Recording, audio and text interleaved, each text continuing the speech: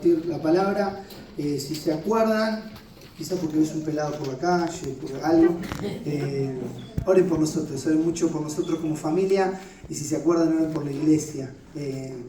Siempre recuerdo más o menos lo mismo de la iglesia. Ahora que viene un nuevo mundial, no sé si te acordás, aquellos que vieron las películas que se hicieron después del otro mundial que Argentina ganó y todo eso, cuando el micro con los jugadores estaba celebrando, venían por Richeri y hubo un loco que se tiró de un puente al micro, ¿te acordás? Nosotros estamos justo ahí enfrente, ahí a 50 metros de donde el loco ese se tiró. Y después lo sacaban en camilla y iba haciendo así que debe ser uno de los que tenemos en la iglesia. Así que si se acuerdan, oren mucho por la iglesia en Villa Celina. Recién cuando cantábamos, oraba y pensaba, bueno Señor, mostranos qué es lo próximo que querés que hagamos. Estamos en tiempos de decisiones, de definiciones, y no es fácil, y queremos hacer las cosas en la guía del Señor. Así que oramos y luego compartimos este último tiempo. Amado Padre, adoramos tu nombre. Gracias porque recién cantábamos, recién orábamos. Gracias también, Padre, porque celebrábamos juntos la cena del Señor. Gracias por este campamento. Gracias por tu iglesia aquí en Zárate, y rogarte para que, como recién pensábamos y meditábamos y decíamos, que tu palabra no vuelva vacía. Que no sean solo palabras humanas, que sea el obrar poderoso de tu Espíritu, tomando tu santa palabra y haciendo una diferencia en nosotros.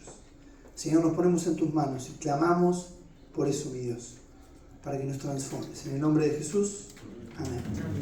Y si bien te pido que me acompañes a 1 Juan 2, yo te voy a citar el versículo que le dio fundamento al título. El título era En Construcción, y vimos cómo en Filipenses 1:6, aunque tenés que buscar 1 Juan 2, el Señor dice a través de Pablo, estando seguro de esto, que el que comenzó en ustedes la buena obra la perfeccionará hasta el día de Cristo.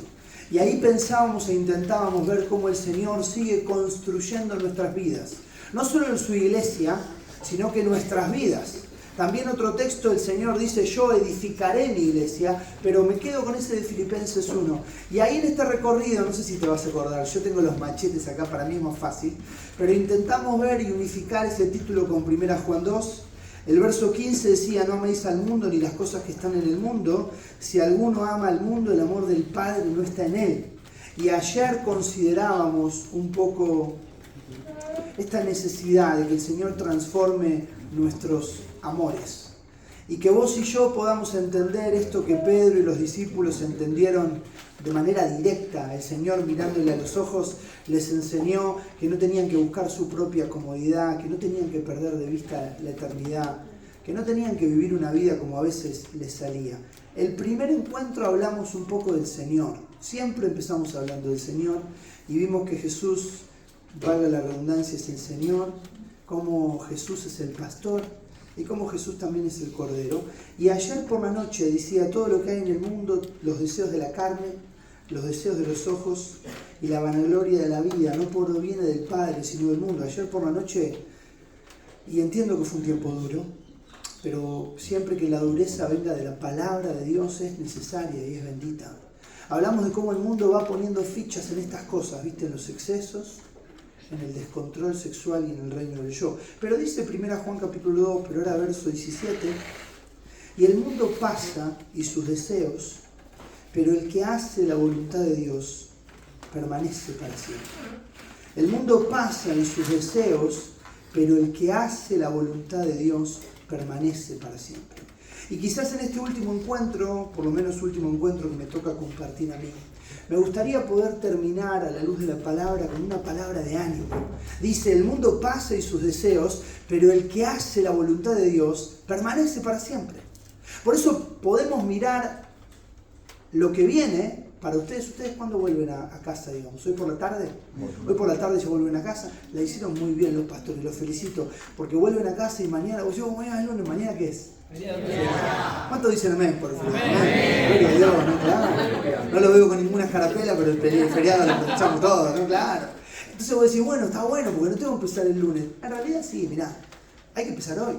Porque decís, bueno, hoy arranca y me llevo las decisiones tomadas delante de Dios. ¿Y cómo hacemos para vivir en victoria? ¿Cómo hacemos para mirar la vida y decir, bueno, Señor, que esto no sea un campa más? Que no sea una reunión más, que no sea un recordatorio de una anécdota o de un chiste o de un juego. Entre paréntesis quiero decirle que me sorprendí No sé si estuviste presente, pero si no estuviste, espero que esté la grabación. Soy casi campeón mundial de patear latas a una palangana. Si fuera disciplina olímpica, así, sin entrenar, voy, me sorprendí. De hecho, ¿dónde está el hermanito que había metido 2? No existí, papi. Cuando lo vi que metió 2, dije, me mataron, me fui 24, con el swing. Después salí y me fui a dormir. Ya está, no voy a participar más acá. Pero más allá de las anécdotas, debemos llevarnos la palabra y decisiones delante del Señor. La vida cristiana es eso. Y es una vida que en la obra del Espíritu Santo debería llevarnos de victoria en victoria. Bueno, ¿cómo hacerlo? 2 Corintios. Acompáñame, ahí sí vamos a meditar en esta mañana. 2 Corintios capítulo 4. Siempre le digo, sobre todo, no sé por qué tengo estas charlas en mi casa. Tengo una hija que está estudiando en un instituto bíblico, entonces cualquier cosa nos manda mensajes al grupo de la familia, ¿viste? Todos tienen un grupo de WhatsApp de la familia, ¿no? El nuestro se llama Close Family. Soy profesor de inglés, ¿viste? Voy a decir algo que un joven me dijo, no te escuché decir. Te voy a mostrar que soy profesor de inglés. The cat is under the table. Para vos, Ramón. Pero soy profesor de inglés, de verdad. Por eso es Close Family, nos hablamos en inglés, vivimos en Michigan. No.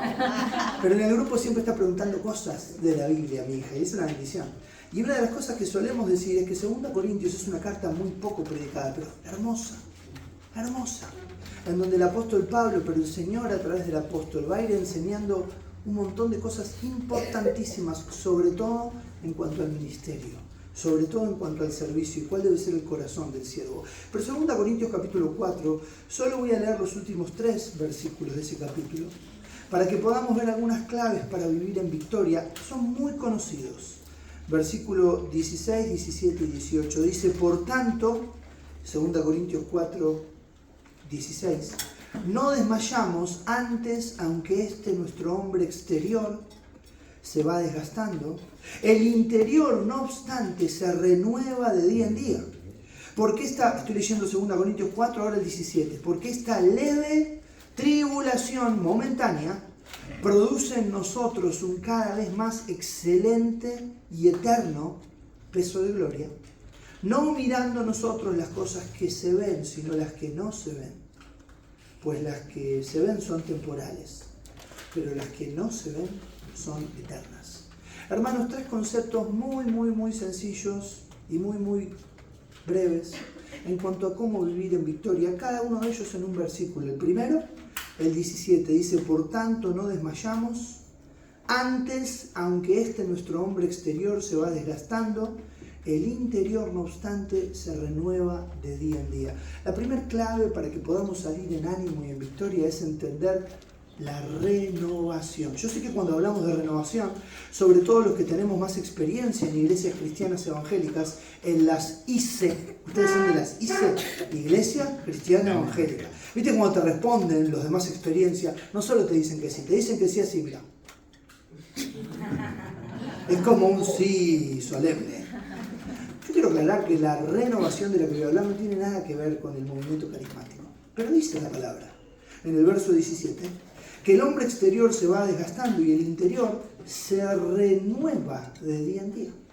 Vos y yo queremos vivir en victoria, tenemos que entender este secreto, esta clave.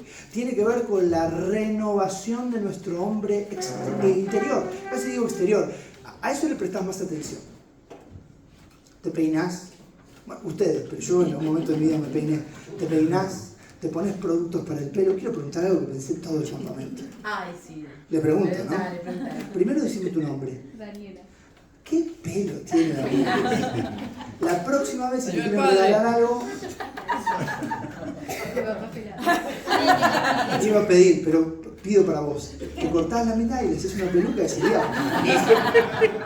Pero me imagino que Daniela, como muchos otros, porque no es la única que tiene un lindo pelo, pero como muchos otros se cuidan, ¿viste? Se cuidan el pelo, la piel, no está mal. Le damos mucha importancia, hermana, quiero ser respetuoso. Sabemos que vos incluso le darás más importancia de lo que le damos los hombres. Bueno, eso era antes, ¿eh? Ahora hay unos hombres, mamita, que se perfilan las cejas, que se depilan, no sé qué, acá, No vino justo, pero sí hay uno. Hay uno, está. Ahí tenemos, llegó el acusador de los hermanos. Bien, Dios te bendiga, hermano. Sentate y que sea la última vez, porque mirá que el que tiene el micrófono es bravísimo. Acordate que cuando escuchamos no es para... Si le diéramos la mitad de la importancia que le damos a lo exterior, a lo interior, la mitad, el 10% de la importancia de lo que le damos al hombre exterior, hombre o mujer, al interior, viviríamos renovándonos constantemente. Preguntas que no necesito que levantes la mano, pero sí que pienses. Vuelvo a decirte, no necesito que me lo digas, pero necesitas respondérselo al Señor. ¿Lees tu Biblia todos los días? ¿Has leído toda la Biblia? ¿Sabés qué hay que hacer cuando uno lee toda la Biblia una vez? Hay que volver a empezar. ¿Y sabés cuándo hay que leer la Biblia? Todos los días. ¿Y sabés cuando termina de hacer un devoción hay que empezar a hacer otro? ¿Cuándo? De día en día. El problema de nuestro fracaso en la vida cristiana es que muchas veces vamos descuidando la necesidad imperiosa y bíblica de renovación. Entonces venimos al campamento, tomamos decisiones, vamos a una conferencia, participamos de un congreso, empezamos un ministerio y lo hacemos con todo. Y después de un tiempito, un poco menos, y después de otro tiempito ya no tenemos más ganas de nada. Decimos, ¿pero por qué? ¿Qué nos pasa? Y ahí está la voz del acusador de los hermanos, que no es este hermano pobre, le pido perdón. La voz de Satanás que nos dice, ¿viste? La vida cristiana no es para vos, ¿viste? Esto no funciona, esto le funciona a todos, pero... Y no es así, ¿eh? El secreto es bien fácil, es sencillo. Es cada día. Si te sentís bien, si tenés un buen día, si tenés un día más o menos, si tenés un día malo, o si tenés un día pésimo, busca a Dios. Y yo quiero dar testimonio en esta mañana, que yo tengo algunos días excelentes, algunos días buenos, algunos días más o menos, y también, aunque no debería decirlo, tengo algunos días pésimos. Y en todos esos necesito de Dios. Pero claro, cuando pensamos en el después, cuando pensamos en volver a casa, yo solo quiero mencionarte algunas palabritas como al pasar. La palabra desgastando significa corromper, pudrir por completo. Todo esto a lo que le prestamos tanta atención va a llegar un momento que se va a corromper y a pudrir por completo. Y no vamos a poder parar, aunque muchos hacen esfuerzos inimaginables, parar el paso del tiempo y que nuestro cuerpo se vaya deteriorando. Yo sé que no se vio en el casado contra solteros, pero los casados que ganaron, si no me equivoco, 3-1, eso lo voy a llevar en mi corazón. Es más, cuando vaya a mi iglesia voy a decir que yo jugué, que hice un gol, no te digan nada. Pero los casados que ganaron al otro día o a esa noche, yo vi algunos que se paraban como si tuvieran la cadera ortopédica. ¿Por qué? Porque el hombre exterior se va desgastando. La palabra desgastar significa eso, pudrir por completo. Algunos de nosotros ya estamos podridos. Pero dice también la palabra renueva. En el griego significa no solamente hacer algo nuevo, sino hacer algo diferente. Y claro, cuando pensamos en la obra del Espíritu, renovándonos interiormente, tenemos que entender que el Señor va haciendo cosas diferentes cada día. Por eso las decisiones tomadas en el campamento o en la conferencia o en el congreso o en la intimidad van a ser puestas en práctica, van a ser duraderas. Te voy a decir algo bien de docente. Sí y solo sí prestamos atención cada día a Dios y a su palabra. No existe no tuve tiempo. Porque todos comemos todos los días. Algunos más, otros menos. No existe no tuve tiempo. Porque todos nos bañamos o nos higienizamos todos los días. Adolescente, por el amor del cielo te lo pido. Bañate todos los días. Amén, dijo una madre, creo que era una madre. Amén. Esta parte espero que la vea mi hijo. Estos naturistas que no se ponen desodorante, por el amor del cielo te lo pido. Si tenemos tiempo para eso todos los días, ¿cuánto más para el Señor? ¿Cuánto más para el Señor? ¿No tenés tiempo de orar? Sacá el tiempo donde no hay. Yo no sé si los conté, pero mi vida de oración fue transformada hace ya muchos años. Yo no tenía nunca tiempo para orar. Me la pasaba arriba del auto escuchando la radio, porque trabajaba y tenía que ir a los trabajos. Y los que vivimos en Buenos Aires viajamos mucho más que los que viven en Zara, te lo digo respetuosamente. Yo para ir a un trabajo que me queda cerca viajo 40 minutos en auto. Entonces llegó un momento en mi vida que dije, no tengo tiempo para orar, no tengo... Y si apago la radio y oro, tranquilo que oro en el auto con los ojos abiertos. Quiero decirte que se puede. No solo hay que tirar maíz, arrodillarse, parar, poner un leño en las brasas. Si no, la Biblia no diría, orad ¿qué? Claro, el concepto que Dios tiene de la oración es muy distinto al que tenemos nosotros. No hay que cambiar la voz, usar palabras raras. Te pedimos, Padre, por los querubines, por la dispensación. Miren, hermano, le piden orar y cambia la voz. ¡Padre! ¿Pasó? Decís. Claro, entonces le pedís orar a un adolescente, un joven, y dice, no sé, no me sale esa voz de ultratumba. No sé esas palabras del sacerdocio de Melquisedec. No, hermano, no es así. Si no, la Biblia no diría orad sin cesar. Y mi vida de oración ha sido transformada por los viajes en auto. Y en un momento me esforcé y oré un montón y miré y habían pasado 5 minutos. Pasa eso, es un ejercicio. Y después me alcanzó el viaje y después se me sumó otro viaje y después a veces me voy a predicar, como cuando vengo para acá, y no pongo nada en la radio, y voy orando. Hermanos, renovémonos. No una renovación como esa que te da miedo, la renovación bíblica. Fíjate la segunda clave. Dice el verso 17, porque esta leve tribulación momentánea produce en nosotros un cada vez más excelente y eterno peso de gloria. Yo voy a decir algo antes de decirte la segunda clave. La primera clave es la renovación. En la segunda, en los 3 versículos, aparece esta clave. Mirá, en el verso 17 hay un contraste, 16, hay un contraste entre el hombre exterior y el hombre interior. En el verso 18 hay un contraste entre las cosas que se ven y las que no se ven. Pero en el verso 17, y acá me detengo, yo creo que otra de las claves bíblicas para vivir en victoria es la comparación. Vos decís, bueno, la comparación de qué, porque hay un contraste en los 3 versículos, pero fíjate en el verso 17, dice, esta leve tribulación momentánea. La palabra griega para leve es liviana. Algo liviano. ¿Querés que te lo diga en un idioma que los gordos entendemos mucho? Algo light. ¿A cuánto le gustan las cosas light? Muy bien, te felicito. ¿A vos te gusta? Apedréenla. Ahí sí, ahí está. Acusador, llévatela. Escucha, claro, el apóstol Pablo va a decir, escucha, esta tribulación momentánea, light, casi que no tiene gusto a nada.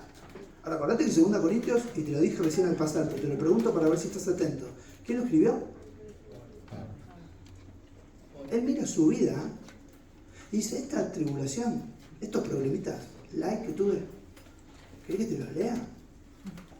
Él fue azotado, apedreado, encarcelado, naufragó en alta mar, corrió peligro su vida, lo tuvieron que descolgar en una canasta, lo tomaron por muerto, lo sacaron de la ciudad, lo tiraron.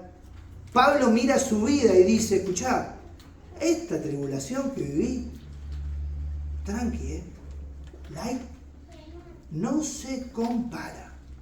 ¿Con qué? Dice el verso 17, no se compara con este excelente y eterno peso de gloria. Y fíjate cómo el contraste es bien claro, porque algo light es algo liviano, y aquí el apóstol, por eso el Señor va a darnos esta imagen de algo que es pesado. De algo que es pesado, justo el domingo pasado, valga la redundancia, lo explicaba en otra porción. No que es pesado, que me cansa. No que le digo, no te junté con fulano que es un pesado. No. Pesado de importancia. Pesado de que es algo relevante. Dice, un cada vez más excelente y eterno peso de gloria. A veces, no me quiero poner muy técnico, pero a veces me salen palabras medio... A veces romantizamos historias de la Biblia. ¿Qué significa que romantizamos? Y que las bajamos a un nivel que en realidad no tienen, ¿viste? Le contamos la historia del Arca de Noé a los niños. No digo que lo tengas que cambiar, maestra de escuela dominical, por favor. No tomes esto y traumatices a tus niños. Pero yo quiero que vos como maestro, como maestra, mires la historia de una perspectiva bíblica. Hombre muy famoso de la historia fue Noé. ¿Conocés la historia? Hizo un barco grande que medía 80 pies. Lo pintó con alquitrán y le hizo un ventanal y a los animales. Tengo un conflicto con la lista de animales. La jirafa, el burro, la paloma y él. Nadie sabe. Un rosal, dice. El zorzal era, no me acuerdo si era Gardel o Julio Sosa. Otra vez me dicen así, ¿viste? No me dicen que sí. Es como que todo su cuerpo se rinde a la historia de las iglesias cristianas evangélicas. Quiero decirte algo, la historia del Arca de Noé la podés contar así. Es una historia fascinante, y terrible. Terrible. Y a veces vamos acercándonos a historias bíblicas de una manera como si no fueran, ¿verdad? El hombre que fue llamado amigo de Dios, el padre de la fe, ¿quién fue? Abraham. Abraham vivía en Ur de los Caldeos. Ur de los Caldeos era como si hoy vivieras en Nueva York, en Dubái, en el centro de la modernidad y del dinero de su época. Y en Ur de los Caldeos no era una persona más, era un hombre influyente, de mucho dinero. Era como si Dios estuviera llamando a una persona de la ciudad más importante, muy relevante y de mucho dinero. Y este hombre agarra a su familia y sus siervos y se va de la ciudad. Y no vuelve más. Y se va a vivir, ¿sabes a qué ciudad se va a vivir? Pregunto, ¿a qué ciudad se va a vivir ahora? A ninguna ciudad. Y se va a vivir el resto de su vida como un nómade. Oye, pero ¿estamos mal? ¿Estamos locos? ¿Qué persona en su juicio cabal hace eso? ¿Quién tiene un penthouse mirando el Central Park y se va a recorrer como, bueno, hay algunos locos que lo hacen, ¿viste? Se ve como mochilero, pero ¿sabes por qué lo hizo? Bueno, mirá, poné algo en 2 Corintios 4 y acompáñame a Hechos 7. Hechos 7 es el sermón más largo de la Escritura, del Nuevo Testamento por lo menos. No está dado por Jesús, está dado por un muchacho que era mozo, que servía las mesas. ¿Te acordás cómo se llamaba? Esteban. Un hombre lleno del Espíritu. Y dice Hechos capítulo 7, te voy a leer rápidamente todo el sermón. No, si te leo todo el sermón te mato. Pero te voy a leer el principio del sermón. Dice Hechos 7:1, el sumo sacerdote dijo entonces, ¿es esto así? Y él dijo, varones hermanos y padres, oíd. Mirá lo que dice el verso 12. El Dios de la gloria apareció a nuestro padre Abraham. Listo, ya está. Eso solo te leo. De un lado, Ur de los Caldeos, toda la plata, toda la comodidad, todo el reconocimiento. Del otro lado, la gloria. ¿Qué pesa más? Abraham no le tuvo ni que dudar.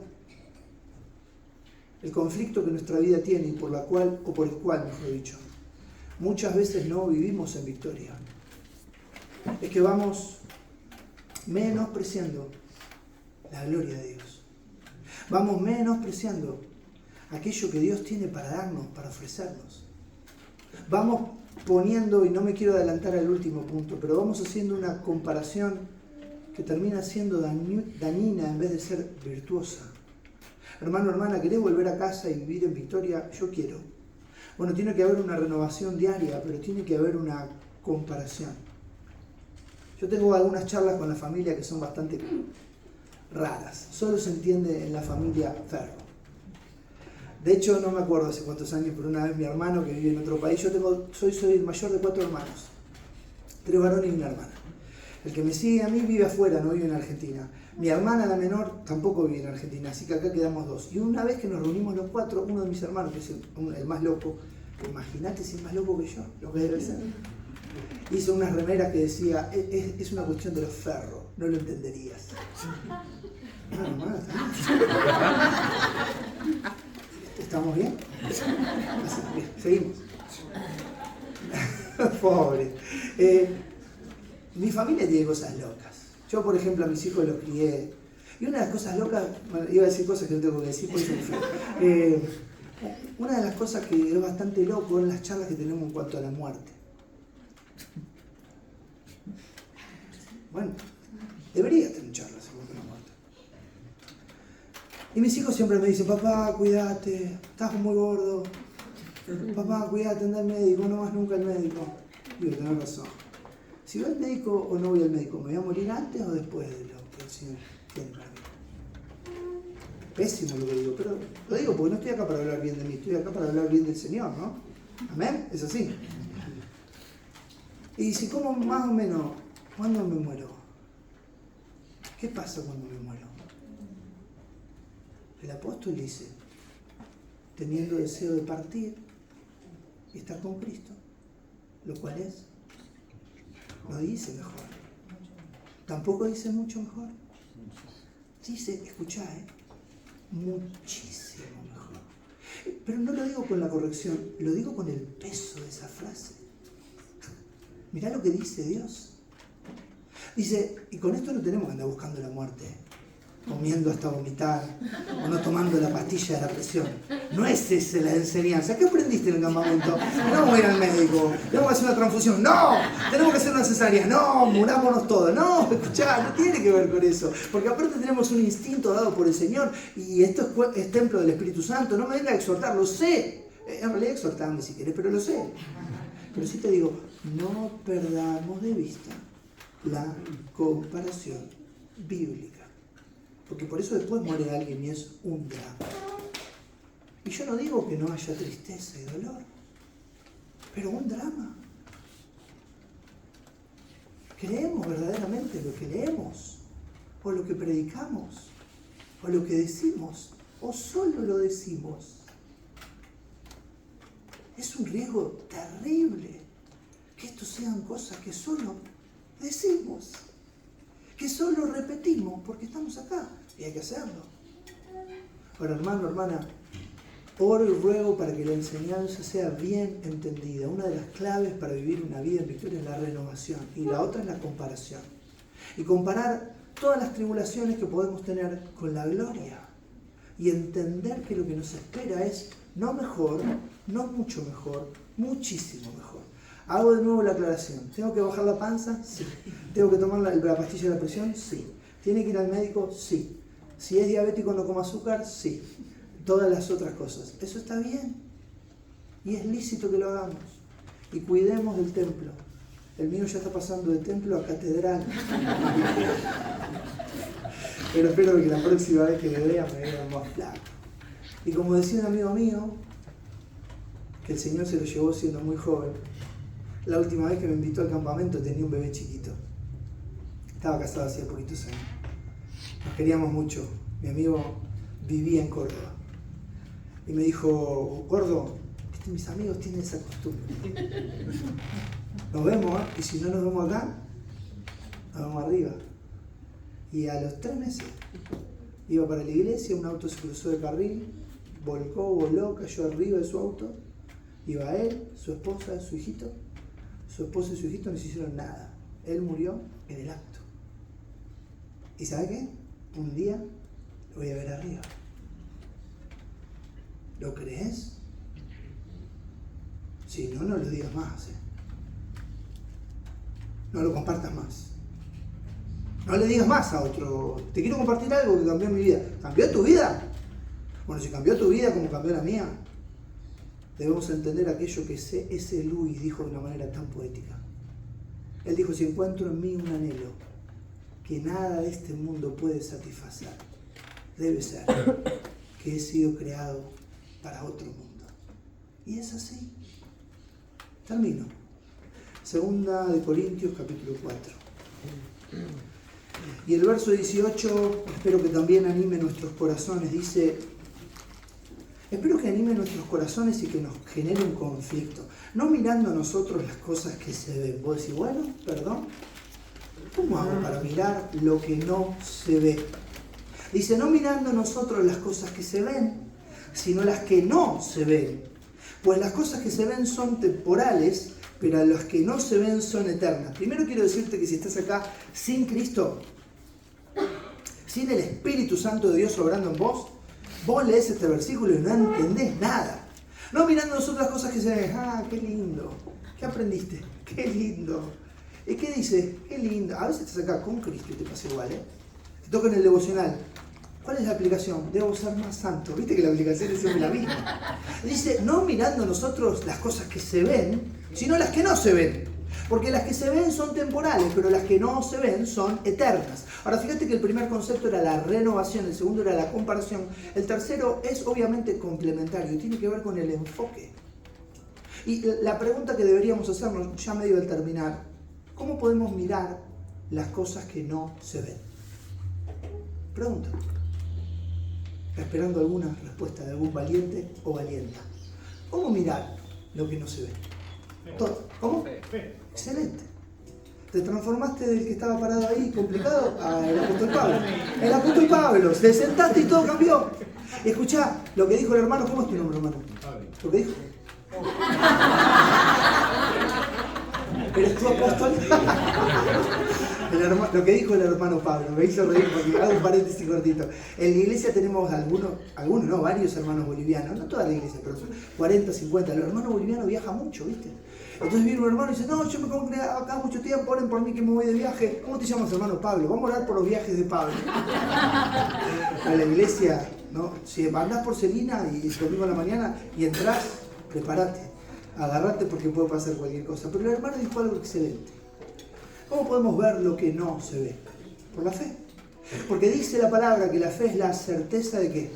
De lo que se espera y la convicción de lo que no se ve. Entonces el enfoque de la vida tiene que ver con donde la palabra mirando en el griego significa no solo la vista, sino la atención, la preocupación.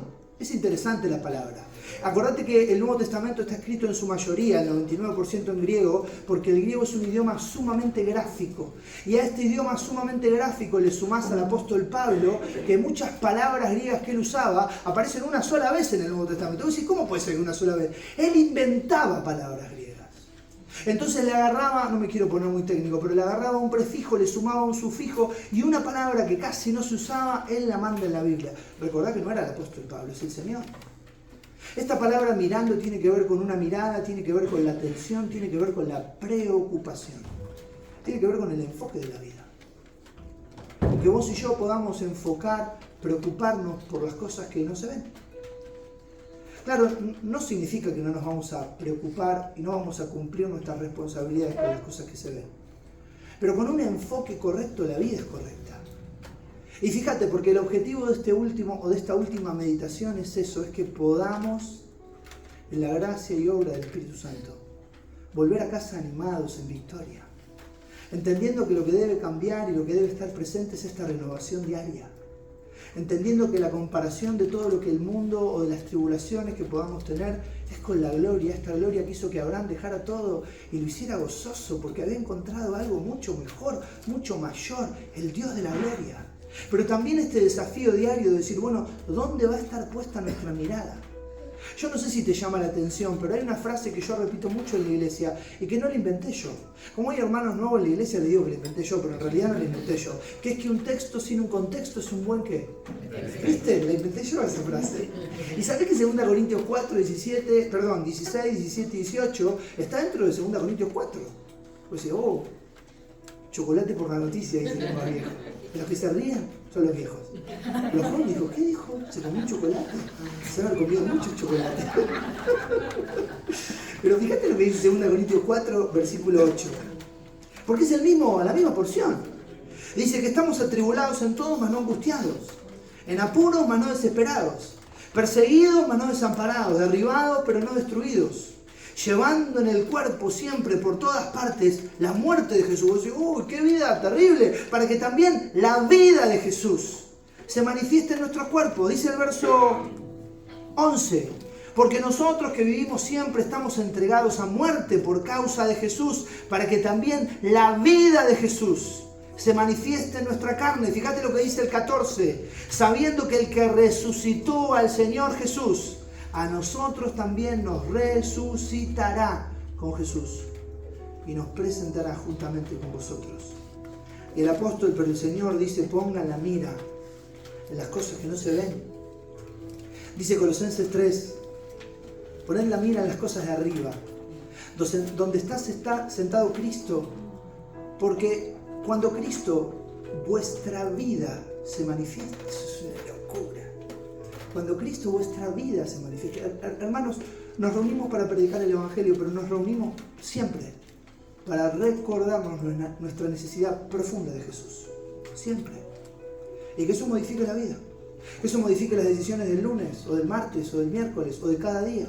Que eso modifique cuál es nuestra relación con el pecado, con el vecino. ¿Cuánto invertimos en discipular? ¿Cuánto invertimos en predicar el Evangelio? ¿Cómo invertimos nuestro dinero? ¿Qué miramos en el celular? ¿Qué serie miramos en Netflix? Todo debería ser modificado por nuestra relación diaria con la persona de Jesús. Y no solo eso, sino que Él ha prometido hacer en nosotros, Él, Él en nosotros, lo que es agradable delante de Él. Sería interminable. Y la verdad, no es lo mío hablar interminable. Así que quiero invitarte a que podamos terminar orando. Yo no sé que el Señor te ha hablado. Así sé que si Él te ha hablado de algo, vos deberías hablar con Él de eso ahora. Pues si no entiendo, claro, la oración es eso. A veces es extraño, escuchá, antes que ores. A veces Dios te habló de que tenés que ser más santo, te pones a orar y dices, Señor, te pido por mi tía que está enferma. Dios debe decir, ¿qué es esto? El teléfono descompuesto.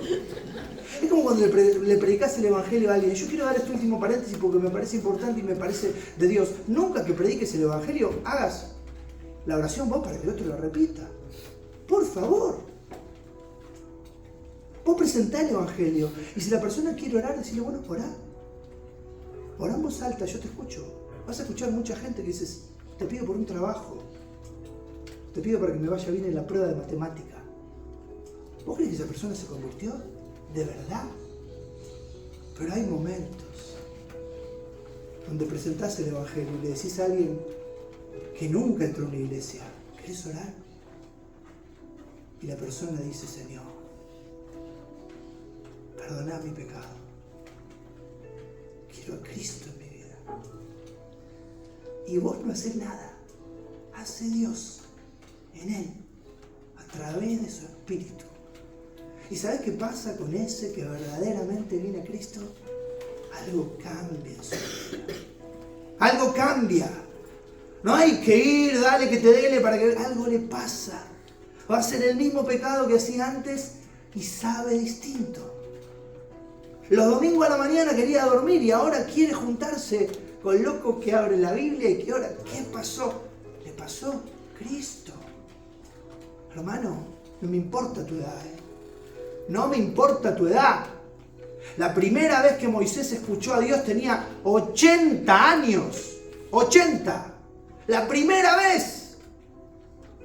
A veces miramos las historias bíblicas de una mirada tan hollywoodense. Y ves el príncipe de Egipto, que era un joven. Tenía 80, Pero la primera vez que Joab subió al trono tenía 7. Dios no estaba mirando tu edad. Tampoco tu parecer o lo alto de tu estatura. Él mira el corazón. Y de eso que Él te habló, vos tenés que hablarle. No yo, vos. Así que cerrá tus ojos ahora sí. Inclina tu cabeza.